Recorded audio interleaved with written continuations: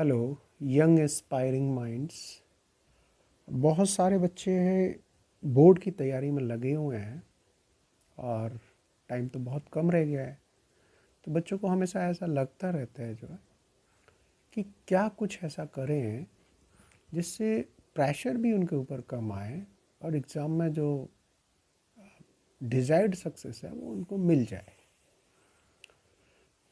Previous papers में ये कुछ ऐसा ट्रेंड होता था कि डायरेक्ट प्रॉब्लम एनसीईआरटी से या किसी मॉडल टेस्ट पेपर से या फिर कोई दूसरी बुक से पूछ लिए जाते थे जो है। तो आसान होता था बच्चों के लिए, थोड़ा सा एक्सपीरियंस होता था उनको सॉल्व करने का जो है।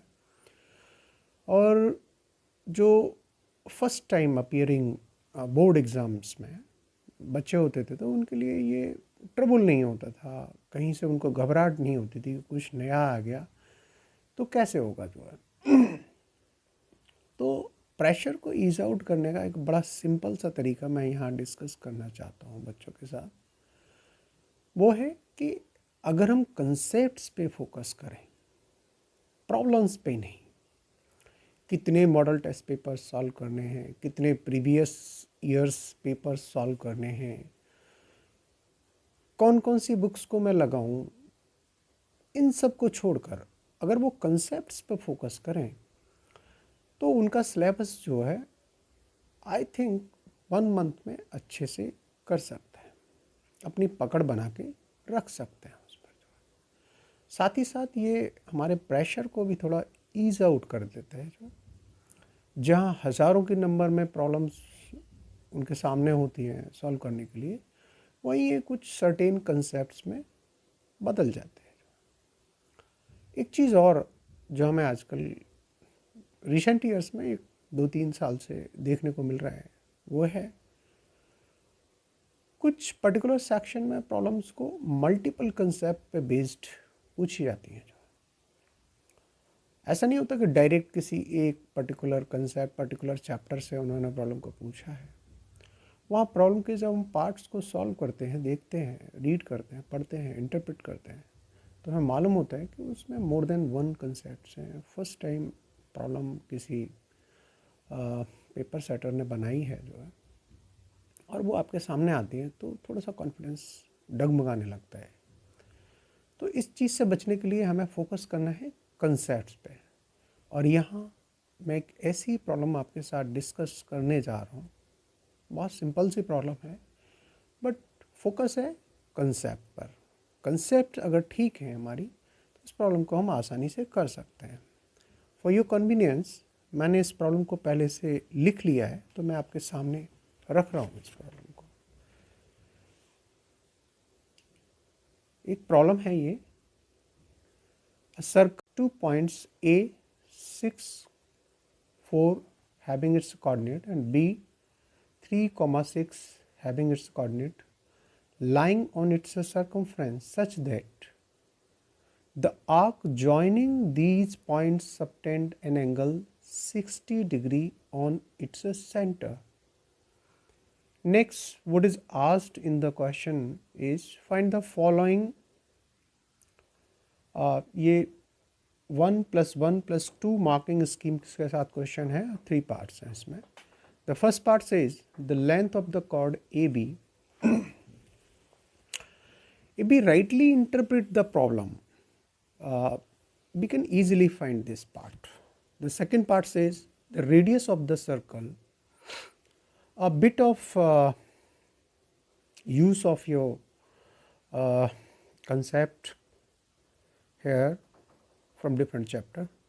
The third is the area of the sector formed by the radii arc of the through these points. So again थोड़ा टाइम को सेव करने के लिए मैंने इसको एक डायग्रामेटिकली इस इंफॉर्मेशन को इंटरप्रेट करके आपके सामने रख दिया है। आप देख सकते हैं there is a circle with centre O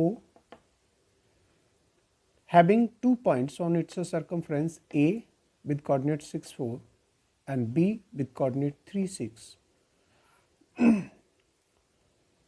An arc AB which subtends an angle of 60 degree on the center.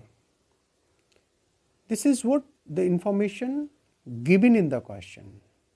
अब हम इसको इंटरप्रेट करते हैं, एक बार में अगर समझ में ना आए तो हम दोबारा इसको पढ़ सकते हैं जो है, और पढ़ने के बाद फिर हम इस इंफॉर्मेशन को इस डायग्राम के थ्रू समझ सकते हैं, बना सकते हैं, एक रफ डायग्राम बना सकते हैं इसको जो है।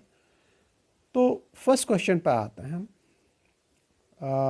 The length of the chord A B is very simple concept. इसमें जो इन्वॉल्व है वो है distance between two points, coordinate geometry. तो एक पॉइंट है ए और दूसरा पॉइंट है बी, तो हम simply by using the formula length AB can be find by using the formula x2 minus x1 square plus y2 minus y1 square and this square root of the whole. So this is simple, right? Coordinate का use है इस concept में. The second part is the radius of the circle. थोड़ा सा हमें यहाँ सोचना पड़ेगा कि हम इसकी रेडियस कैसे निकाल सकते हैं। अगर आप ध्यान दें तो ए और बी दोनों ही सर्कमफ्रेंस पे हैं सर्कल की, तो ओ ए और ओ बी दोनों रेडियस हो जाएंगी। और जब ये रेडियस हो जाएंगी तो इस ट्राइंगल ओ ए बी में जो angle opposite to equal sides हैं they will be equal. Again this concept belongs to triangle. तो थोड़ा सा इसका यूज़ है, और हम अगर इन एंगल को suppose to be x consider करें, this angle is x, this angle is x, and angle sum property का हम यूज़ करें इस ट्राइंगल ओ ए बी के अंदर, तो हम आसानी से इस एंगल ए और बी को पता कर सकते हैं, which is clearly 60 degree. So second problem is also solved. 1 plus 1 mark. And once we get the radius, now we come on to the third part of this question, the area of the sector AOB. इस part में हमारे chapter areas related to circle उसका use है जो है, और अगर हमें फॉर्मूला याद है सेक्टर फाइंड आउट करने का, रेडियस अगर हमारे पास है, एंगल हमें पता है सेंटर पे कितना एंगल सबटेंड किया जा रहा है, तो simply by using area of the sector theta upon 360 into pi r square से हम निकाल सकते हैं where r is the radius of the circle. This is all about the concept that we have used.